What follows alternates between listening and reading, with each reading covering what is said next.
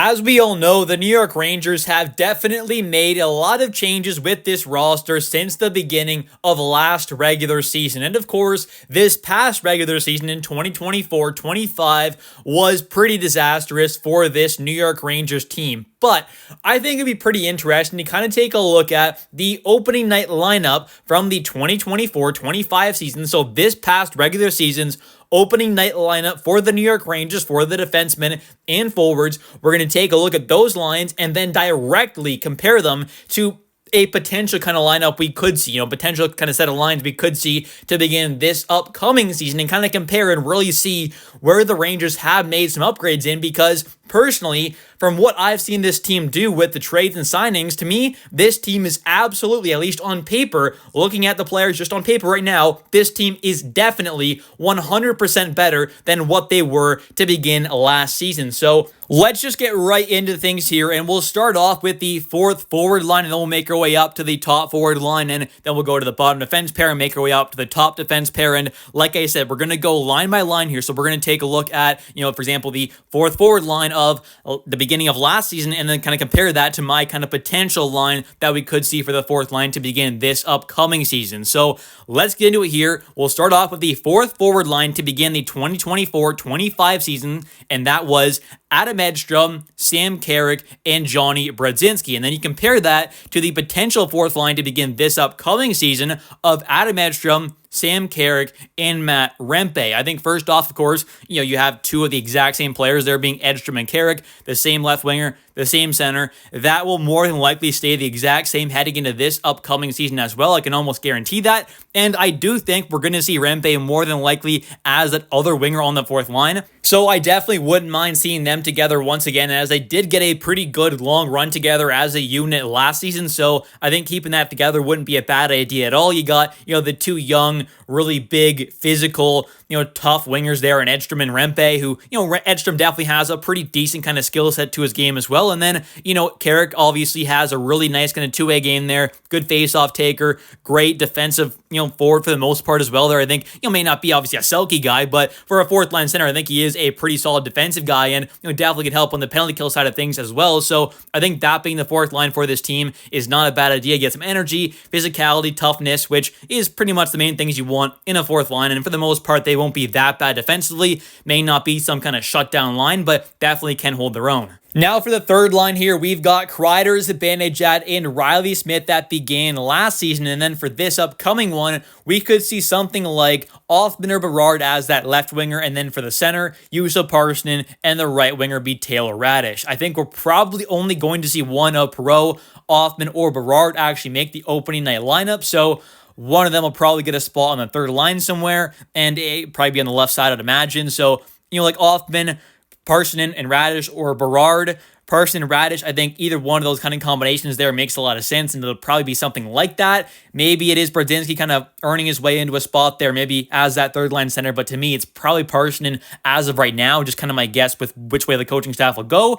And, I think that's probably a bit of a downgrade, maybe you could say, compared to, Kreider, Zibanejad, and Smith, but all three of those guys, for their normal standards, you could say, didn't quite have that good of an impact with the Rangers when they, were on the team last season there. Obviously, Riley ended up getting dealt at the deadline. Kreider stayed until the offseason, of course, and Zibanejad is still here, but he ended up making the switch to wing and ended up playing a lot better once he did make that switch. So to me, I think, on paper-wise, just looking at those names, they're better names, I guess you could say, like on paper for right now, this upcoming season, I guess, but realistically, there definitely is a chance there that Othmann, Berard, one of those guys there alongside Parssinen and Radish can have pretty much as big an impact, if not maybe even more, than what those guys really had on this team last season if they worked together for an entire season, for example. So I think this third line may not be the greatest, but it might not be too bad. And next up here, we've got Will Cooley, Philip Hedl, and Capo Kakko as that second forward line to begin last season. And then for this upcoming one, you could potentially have Will Cooley, JT Miller, and Mika Zibanejad. First off, Will Cooley, of course,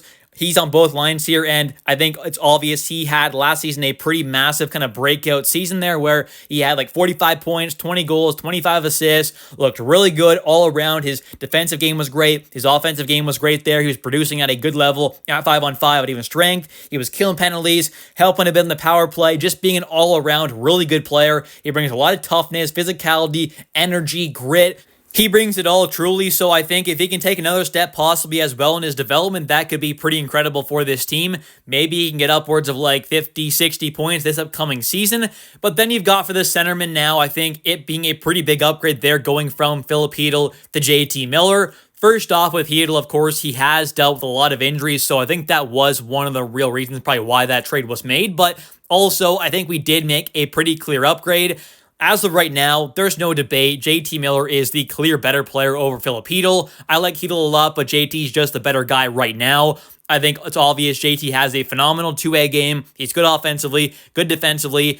Maybe he can get back up towards those kind of 90, 100-point kind of marks there. We'll have to wait and see, but he's got a great offensive game. He also brings that toughness, physicality, and all that kind of stuff that you really love to see. That kind of, just ability to get under the other team's skin there and just kind of be that pest out there at moments, but also be a good leader and just an all-around great player as well. Can kill penalties, be a power play guy, good face-off taker, just an all-around really good centerman. So I think that's a clear upgrade. And then also, you've got Zibanejad, who in a full season, if he plays like he did near the end of the year where he was playing a whole lot better offensively and just in general on the wing, if he can do that once again, heading into this upcoming season, I definitely think he can be an upgrade over what Kakko was for the team last season. So to me, this second line is a major upgrade on what it was last season. And now for the top forward line, it is the exact same to begin last season as I do have to begin this upcoming season, and that is the line, of course, of Lafreniere, Trocheck, and Panarin. They've been together for quite some time now, and I would imagine they're probably going to be together once again to begin this upcoming one.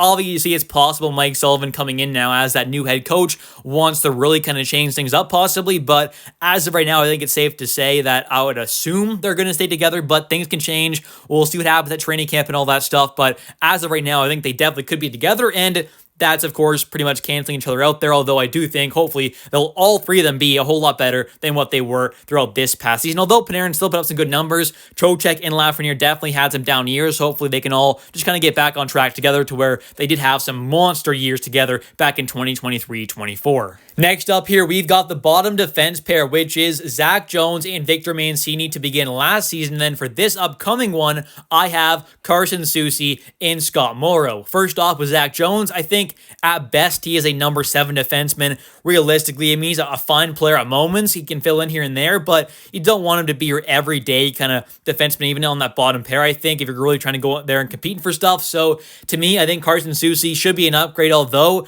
he did have a disastrous kind of time with the Rangers. I don't see how he'll be nearly as bad once again, and he is, a big, like 6'3" or whatever. He's got decent size there and bring a bit of toughness, physicality, can block some shots.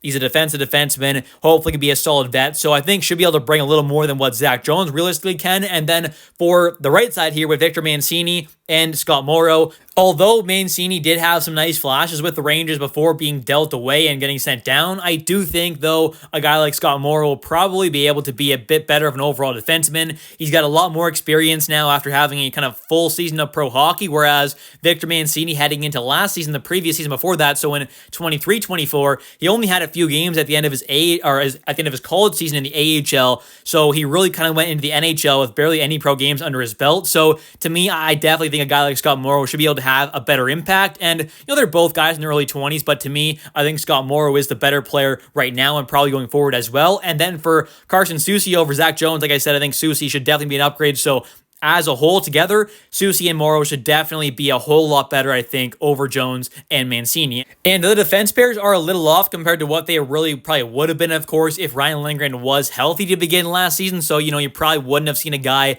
like Victor Mancini in there. But either way, I think these pairs for heading into this upcoming season will be better than what they were heading into last season. Either way, even if Lindgren was in the lineup. But for the second pair now, we have from last season, it was Schneider and Trouba. And now for this upcoming season, I have Schneider and Borgen. Obviously, Schneider and Schneider can cancel each other out there. I think heading into this upcoming season, it's obviously a hope that we're going to see Schneider take at least a bit of a step forward in his development, as it's kind of felt like over the last few seasons now he's kind of been a bit stagnant, hasn't really gone up or down too much in his development. So hopefully this year we can kind of see him take that step up. But on the right side there, Will Borgen is a major upgrade over Jacob Trouba. Trouba, even last season, was a liability for this team at moments. He's been a liability defensively in the playoffs and in the regular season. He's been a pretty bad player at moments for this team.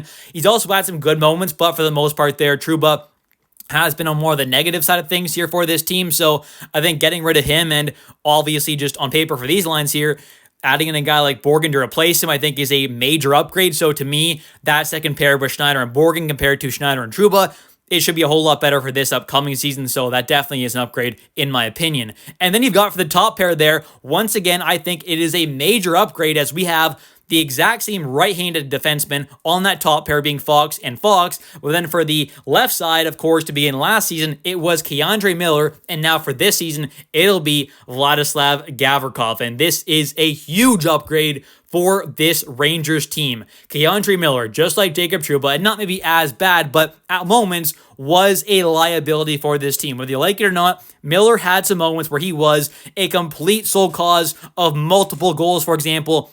He had some really bad moments for this team. So I think for all the good he did have, there was enough bad, I think, to realistically kind of think trading him away made a lot of sense. And obviously, it ended up working out pretty well as the team got back Scott Morrow, a first and second round pick, got off of that, potential salary they would have had to give him. And obviously, the Canes ended up paying him quite a bit. And now this Rangers team was able to go out there and, sign a guy like Gavrikov now with the money they saved, not having to pay K'Andre. They got back an extra first, second, and Scott Morrow. And then now they're getting a major upgrade here with Gavrikov over Miller, who, Gavrikov is a true shutdown defenseman. He's one of the better ones in the entire league. Not saying he's like a top 5 defensive defenseman in the NHL, but definitely a top at least 15 defensive defenseman in the entire league, I would say. So he's really good in that area. He's got a good physical game there, can block some shots, be a good PK guy, has a lot of playoff experience, of course, going up against the Oilers multiple times in the recent playoff runs, but just in general, he is a good veteran shutdown defensive defenseman, which is the exact kind of guy you want to have to go alongside Adam Fox. He's also got some good size there, unlike someone like a Ryan Lindgren, for example, who's normally Fox's D partner. So as a whole, from what I've seen on the defensive side of things and the forward side of things, and even the coaching staff side of things as well, I think this team has made some really good upgrades in. We also saw this team go out there and add guys like Ryan Clough and, Blake Wheeler to the management side of things as well, and advisor and management roles. So I think overall, this Rangers team is going in a much better direction on and off the ice. I think the lines on paper are definitely looking a whole lot better than what they were to begin last season now, so that's a really good sign. The players are looking better, the coaching staff's looking better, the management is looking better. Everything right now, on paper at least, is looking better for the Rangers heading into this upcoming season, but now it's all about putting everything together and actually getting it to click and work, which of course is a whole lot easier said than done. But anyways, thank you all so much for watching today's video. If you have enjoyed, definitely don't forget to click that like and subscribe button for daily New York Rangers content, as I do post a video about the New York Rangers every single day. And also, definitely don't forget to comment down below your thoughts on today's video. What do you think about the New York Rangers kind of changes they've made with the roster? Do you think it's been good or bad? Do you think they're better or worse? Which areas do you think they've gotten better or worse in? Let me know your thoughts in the comment section down below. I'll catch you next one, and let's go Rangers.